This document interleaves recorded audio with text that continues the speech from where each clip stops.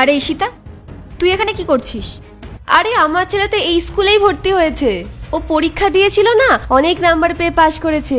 আর ওই কি জানো, ওই স্কলার কি একটা বলে না, ওটাও পেয়েছে। তাই ওই স্কুল থেকে কিসব পেপার দেখতে চেয়েছিল, তাই নিয়ে এসেছিলাম। কিন্তু আপনি এখানে? আমি আমার ছেলের অ্যাডমিশনের জন্য এসেছি। ও তাই, ছোটবাবু এই স্কুলেই ভর্তি হয়েছে? বাহ, তাহলে তো খুব ভালো হয়েছে। তাহলে ছোটবাবুর সাথে পড়াশোনা করলে আমার ছেলে তো আরো ভালো কিছু শিখতে পারবে। দেখবেন ম্যাডাম, আমার ছেলে বড় হয়ে অনেক বড় মানুষ হবে। ঠিক আছে ঠিক আছে, যা তুই নিজের কাজ কর। ঠিক আছে ম্যাডাম। আমার ছেলের সাথে পড়বে ওর ছেলে? My foot. আমি এখনই যাব আর প্রিন্সিপালের সাথে কথা বলবো। স্যার, এসব আপনি কি সমস্ত লোকজনের অ্যাডমিশন নিচ্ছেন আপনার স্কুলে? আমি ঠিক বুঝতে পারলাম না। এখনই যেই মহিলাটা আপনার কেবিন থেকে বেরোলেন, আপনি জানেন উনি কে? না, কে উনি? স্যার, উনি আমার বাড়িতে কাজ করা একজন সামান্য কাজের লোক। আর আপনি তার ছেলেকে অ্যাডমিশন দিচ্ছেন, তাও আবার আপনার এত বড় রেপুটেড স্কুলে। স্যার, আপনার স্কুল কত রেপুটেড, কত বড়লোক বাড়ির বাচ্চারা এখানে পড়াশোনা করতে আসে। আর এখন মালিক আর চাকরের ছেলেমেয়েরা একসাথে একই জায়গায় পড়াশোনা করবে? দেখুন, আমাদের স্কুলের রেপুটেশনের কথা আমার পুরো মাথায় আছে। তাই জন্য আমরা বড়লোক কিংবা গরিব সব বাচ্চাদেরকেই আমাদের স্কুলে অ্যাডমিশন করাই, কোনো বিভাজন করি না। আর সেই কারণেই আমাদের স্কুলের প্রত্যেকটা বাচ্চার ইউনিফর্ম সেম, যাতে কেউ একে অপরের সঙ্গে বিভাজন না করতে পারে। দেখুন স্যার, আমি আপনাকে সাজেস্ট করব আপনি ওনার ছেলের অ্যাডমিশনটা ক্যান্সেল করে দিন। আদারওয়াইজ আপনি তো জানেনই আমার হাজব্যান্ড এই শহরের টপ 10 বিজনেসম্যানদের মধ্যে একজন। আর উনি যদি ওনার হাত আপনার ফান্ডের থেকে উঠিয়ে নেন, তাহলে আপনার অনেক বড় ক্ষতি হয়ে যেতে পারে। আচ্ছা ঠিক আছে, আমি ওর অ্যাডমিশনটা ক্যান্সেল করাচ্ছি।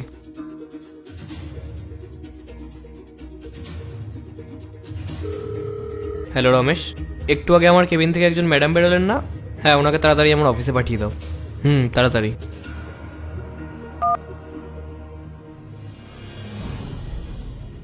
স্যার, আপনি আমাকে ডেকেছিলেন? আসুন, বসুন।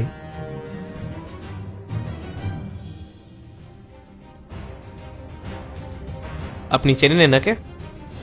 হ্যাঁ, চিনবো না কেন, উনি তো আমার ম্যাডাম। আমি তো ওনার বাড়িতেই কাজ করি। দেখুন, উনি বলতে চাইছেন যে ওনার বাচ্চা আর আপনার বাচ্চা এই স্কুলে একসাথে পড়তে পারবে না, তাই আমি যেন আপনার বাচ্চার অ্যাডমিশনটা ক্যান্সেল করে দিই। এসবের পরেও কি আপনি ওনার বাড়িতে কাজ করবেন? স্যার, কাজ তো ছাড়তে পারবো না। আমার স্বামী অসুস্থ, যদি কাজ ছেড়ে দিই তাহলে সংসার কি করে চালাবো, আর খাবোই বা কি? আর ম্যাডাম যদি না চান আমার ছেলে ছোটবাবুর সাথে পড়ুক, তাহলে ঠিক আছে, আমি আমার ছেলেকে এখানে ভর্তি করাবো না।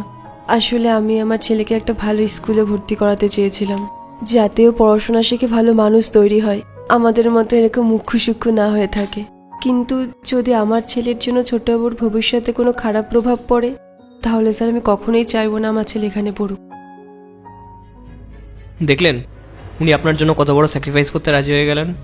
আর আপনি কি করলেন? আপনি ওনার ছেলের অ্যাডমিশনটা স্কুল থেকে ক্যান্সেল করাতে চেয়েছিলেন। এটাই তফাৎ আপনার আর এই সমস্ত মানুষগুলোর মধ্যে। আপনারা যতই বড় লোক হন না কেন, কিন্তু আপনাদের চিন্তাভাবনা সেটা নিচুই থাকবে। আর ওনাকে দেখুন, উনি গরিব হওয়া সত্ত্বেও ওনার চিন্তাভাবনা কত বড় মাপের। তো এখন তো আমি ওনার ছেলের অ্যাডমিশনটা ক্যান্সেল করাবোই না, উল্টে আপনার ছেলের অ্যাডমিশনটা ক্যান্সেল করে দেবো। হোয়াট? হ্যাঁ, আপনার হাজব্যান্ড যতই পাওয়ারফুল হোক না কেন, তাতে আমার কিচ্ছু যায় আসে না।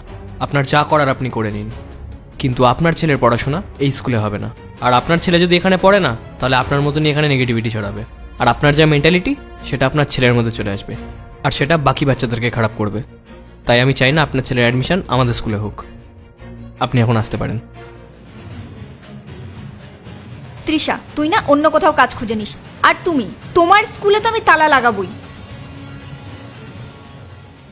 দেখুন, আপনি ঘাবড়াবেন না, আপনি এবার থেকে এই স্কুলেই জব করবেন, আর আপনার ছেলেও এই স্কুলেই পড়াশোনা করবে। সত্যি স্যার? আপনি সত্যি বলছেন? অনেক অনেক ধন্যবাদ স্যার আপনাকে। আরে হাত জোর করবেন না। নমস্কার।